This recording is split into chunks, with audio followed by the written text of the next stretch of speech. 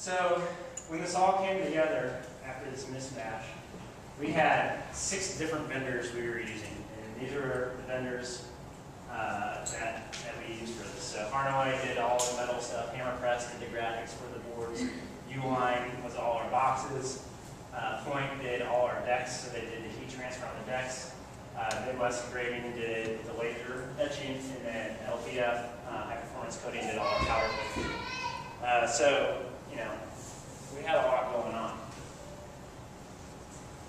So during this time, we knew kind of where we wanted our target price to be, and I think this is kind of an important slide because, you know, we work for a lot of people, and you know, we design stuff. We know what we're designing for cost and stuff, but this equation we knew kind of, but not really.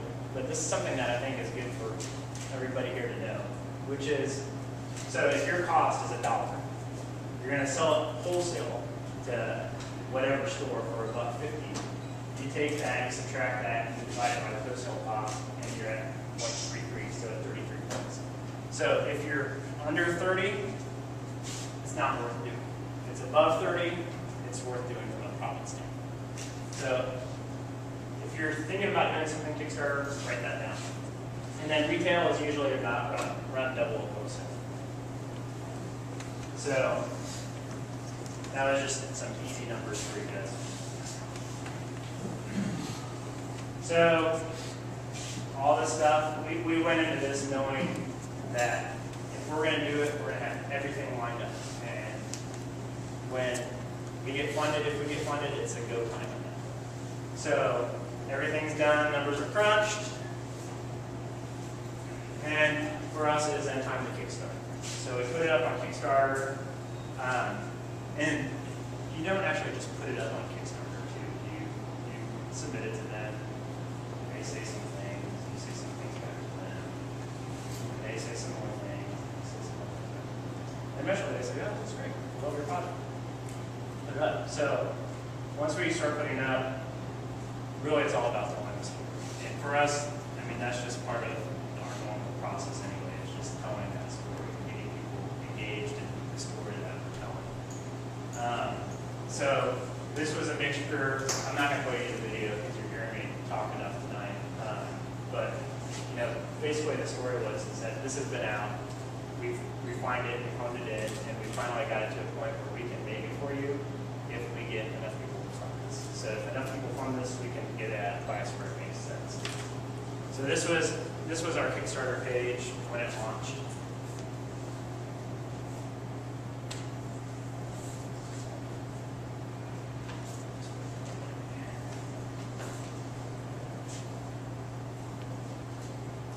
So, hey, congratulations.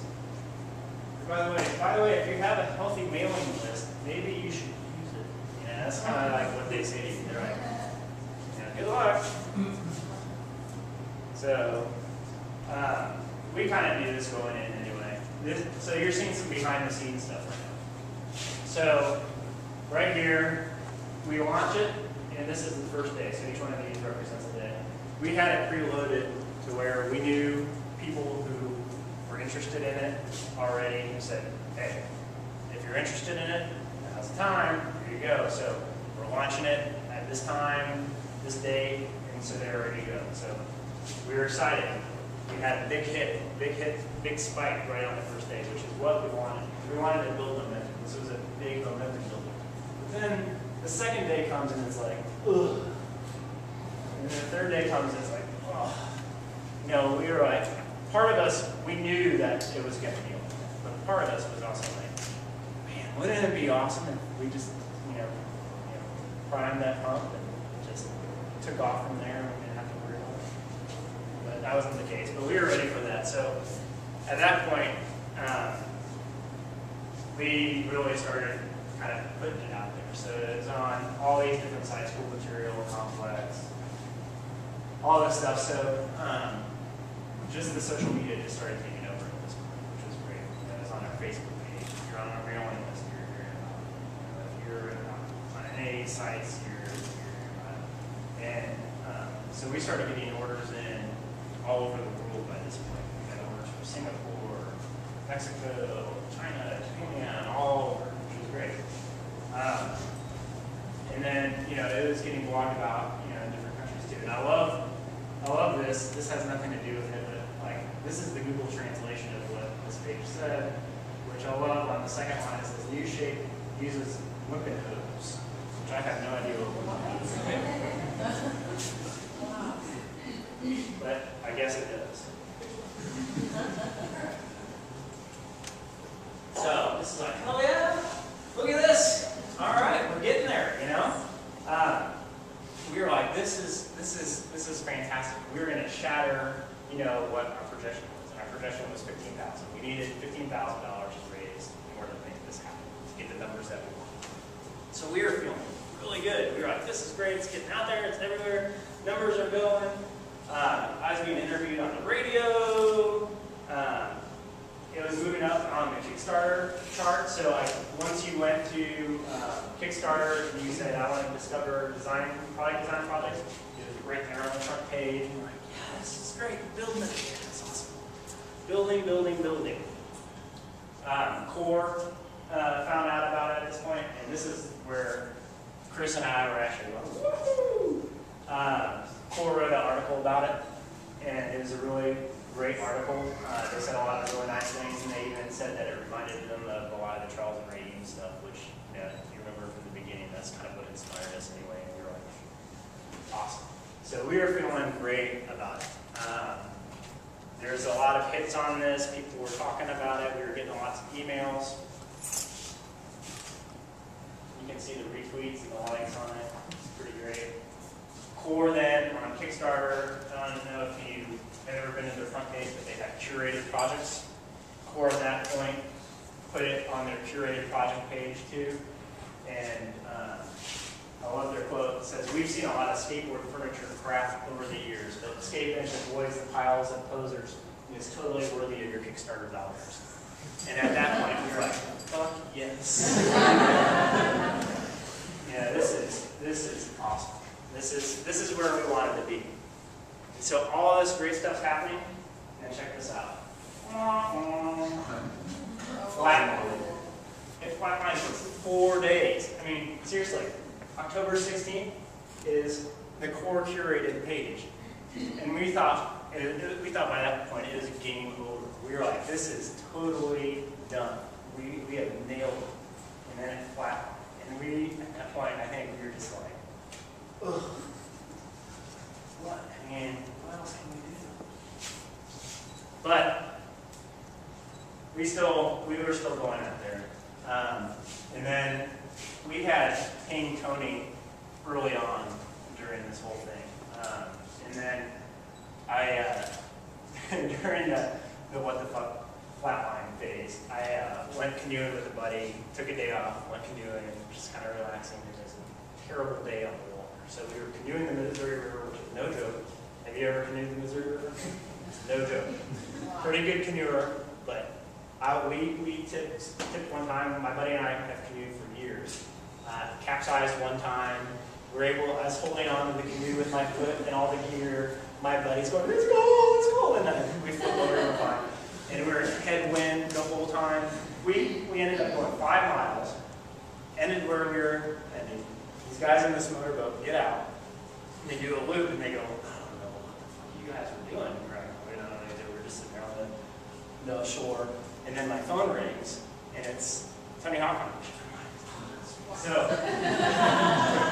I'm glad I went through that. So, the Tony Hawk Foundation was like, yeah, your frame was awesome. Is there any way that we can get it for this benefit that we have coming up beginning of November? And it's for Stand Up for Skate Parks. Stand Up for Skate Parks is through the Tony Hawk Foundation, and it's all about raising money for underprivileged areas so that they can have skate parks. And I said, I don't know. Really, Tony Hawk? And I said, of course. I said, really, we only have about 3 right now, which we did. I said, I will send you one of our 3. And, you know, we were still getting good press about this. I mean, we were in the Kansas City Star, and so it kept going. And we were close anyway. But the point is that there's highs and lows throughout the whole process. And so we ended up getting funded. And at this point, this is where all the people who were interested in it, but they weren't willing to risk their money if it didn't get funded, or they started saying, okay, I'm going to start funding it now. So it was a good feeling. You know, really, when we started off, we didn't think that it would be where it is, where we'd be giving a presentation about it, or other presentations. But it was a really great feeling. We were really excited about it. So here's some behind the scenes after it's all said and done. And I think this stuff is pretty interesting because, you know, we knew intuitively that being high up on the Kickstarter kind of page and, you know, was important. And, you know, I'd always talk to the people that came from there and be like, hey, don't you think that this would be a great project that you email about, you know? And they'd be like, listen, I'm just one person here. We talk about this stuff all the time.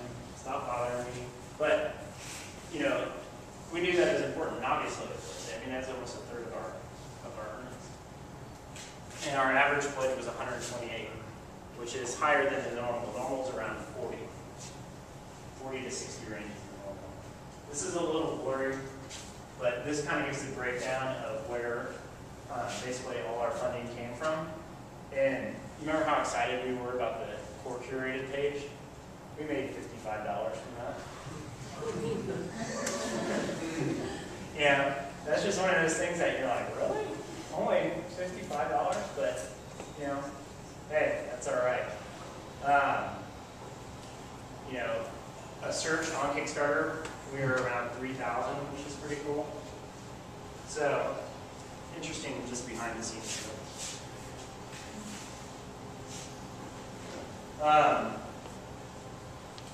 So, number of plays, I'll say. I don't blame them for this. It's a long video. My mom probably watched it a lot. I'm so proud. And so then here's how the breakdown goes. You know, like this was really the core of our product line, right? Well, right here was the core of our product line. So if you did 145 or above, you had some sort of skate bench. 145 was just a frame, that's all it was. 150 was a stainless steel frame. 195 was a powder-coated frame with a deck. And I messed that up. And then $500 was our limited edition one. And then we had like a t-shirt, and this was a deck. That was a powder-coated frame, so sorry I misspoke. And then there were some people that just said, hey, I like your project, I'm going to help donate to it. But I don't expect a reward, which is really cool. So, all that stuff's done now. We had all this stuff ready to go. So, our sale ended, I think, it's going to almost be a year in like a week or something, like October 15th or something like that. And we knew that the goal was to have this stuff done so people could have it for Christmas. You know? And we figured if people are behind this, a lot of times it could be for Christmas. So, starting off, we knew that was the case for manufacturing. So, we got going. And I love the picture of the forklift with the box and all the frames just chucked in there. And also at this time, we made a connection with Fab. Fab was just starting to kind of take off at that time. And they wanted to do a sale with us too, so we had a sale with them as well, which was great. And so that was really nice because we just gave them the information and then they did everything. And then we came back and they said, here's your order. And we said, nice. You know, about half of what we did through Kickstarter is like way less effort to do that. So, then everything started rolling in.